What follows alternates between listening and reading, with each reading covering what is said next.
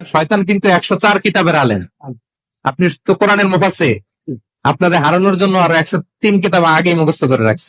সে মুসা আলাইহিস সালামকে ডিল করেছে, সে জেসাস ক্রাইস্টকে ডিল করেছে, সে সাইয়েদনা ইব্রাহিম আলাইহিস সালামকে ডিল করেছে, সে কোটি কোটি মানুষকে ডিল করেছে, হাজার হাজার নবীকে সে ডিল করেছে। সে 104 কিতাবের আলেম।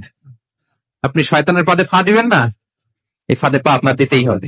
এমন ভাবে সে আসছে পৃষ্ঠ আপনাকে বেঁধে রেখেছে।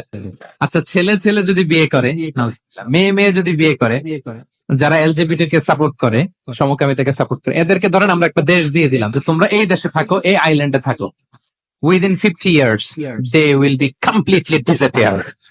50 বছরের ব্যবধানে ওরা নাই হয়ে যাবে, ঠিক কিনা?